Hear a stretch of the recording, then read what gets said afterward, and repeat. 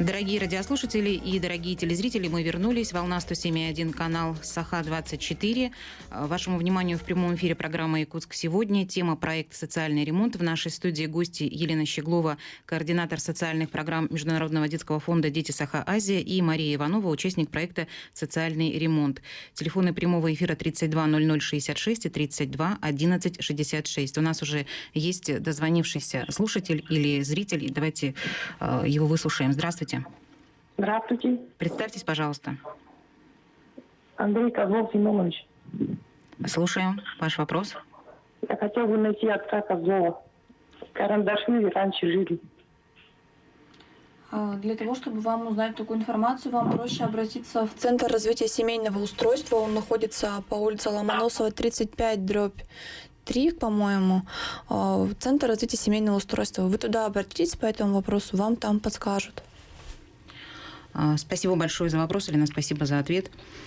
Мы говорили о том, как обратиться за помощью в ваш фонд для того, чтобы поучаствовать в проекте «Социальный ремонт». И Мария рассказала о том, что первым шагом для того, чтобы это произошло событие приятное в ее семье, она обратилась за помощью в управление социальной защиты. И сделала очень правильно, потому что результат впечатляет. Да, и Мария вот сидит довольная и счастливая, и дети счастливые и довольны, и благодарит вашу организацию. А есть ли такие люди, которые стесняются о себе заявить, которые не верят, например, ну зачем вот лишний раз там ходить просить, все равно ничего не дадут, но вы как-то о них все равно узнаете? Да, семьи, которые нуждаются в помощи, они, как правило, очень недоверчиво относятся к людям. Они стараются не просить о помощи, потому что они не верят, что им помогут. И вот в том числе семья Федоров, в которой сейчас идет социальный ремонт, они не обращались никуда, потому что вот именно по той причине они не верили, что им помогут. И эту семью не обнаружили бы, если бы инспектора ПДН не обратили внимания на этих детей, не обратили внимания на эту семью. Эта семья была выявлена совсем недавно, и вот мы сейчас активно занимаемся помощью. То есть помощь заключается не только в ремонте. У семьи отсутствуют многие документы. Документы на дом, документы, в принципе, паспорта какие-то, свидетельства о рождениях. То есть у них очень много проблем, у них долги. То есть мы помогаем решать это не только проблемы с ремонтом, но еще и проблемы глобальные, проблемы семьи. И никогда не нужно стесняться просить помощи.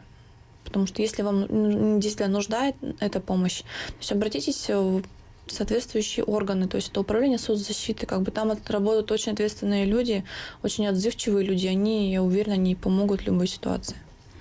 А какой семье точно не стоит обращаться за помощью, и она не попадет в социальный проект, даже если она нуждается в этом? Социальный ремонт, в проект «Социальный ремонт». То есть для того, чтобы попасть в социальный ремонт, должны быть определенные условия.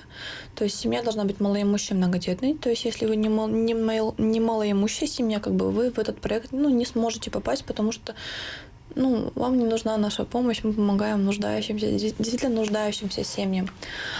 Также дом должен находиться на праве собственности у вас, либо в договоре социального найма. Это очень важно. То есть если это временное съемное жилье, какой смысл там делать ремонт?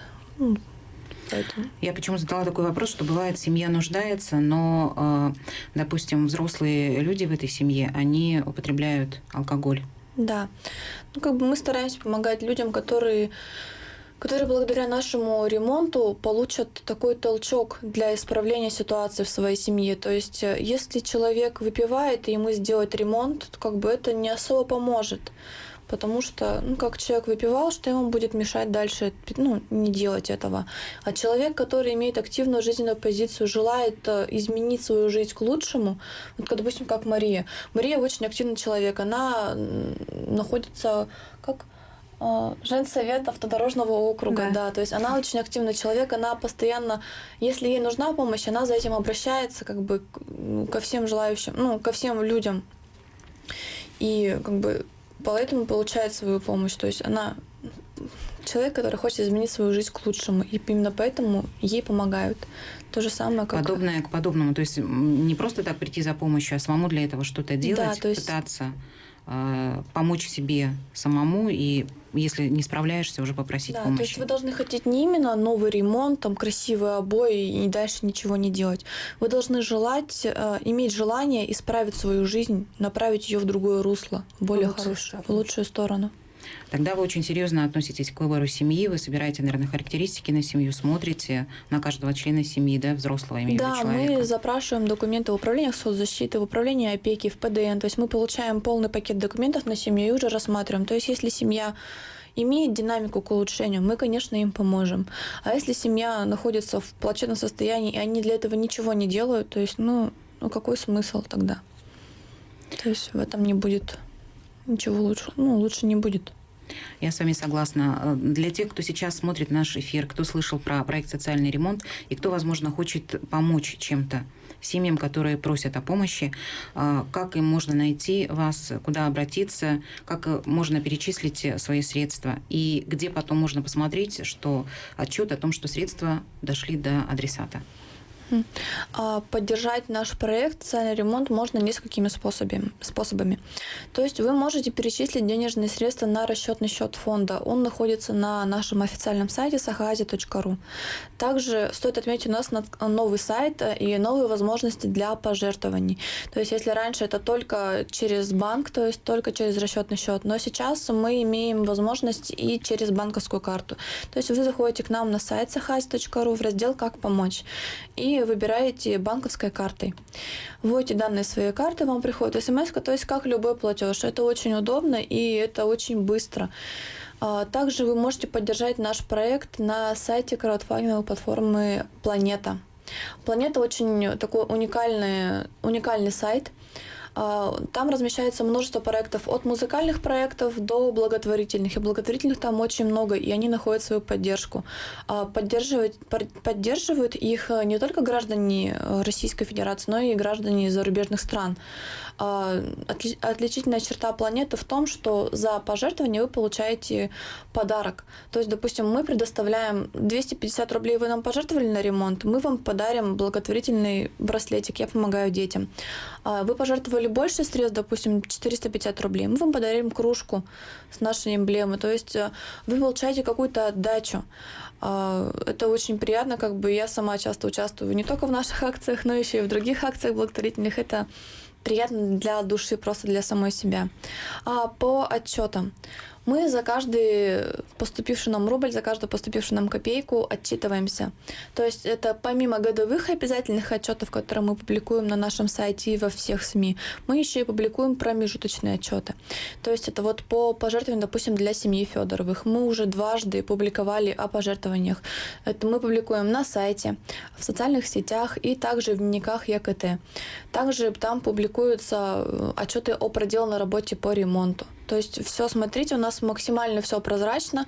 Если у вас какие-то вопросы есть, вы можете нам звонить в фонд. Мы там находимся в рабочее время и с удовольствием по всем вопросам вам ответим.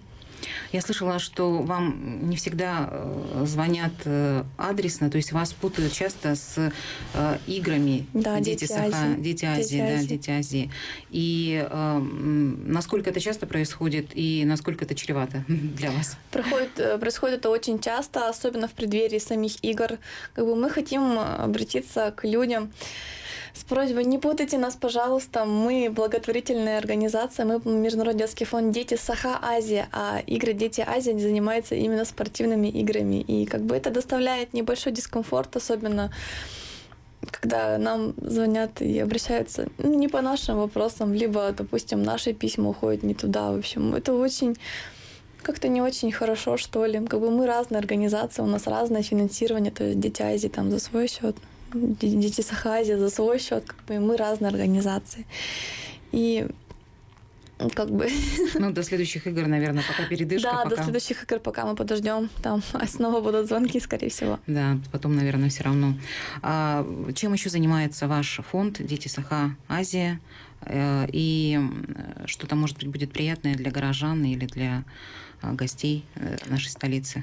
В этом году у нас идут 2 конкурса.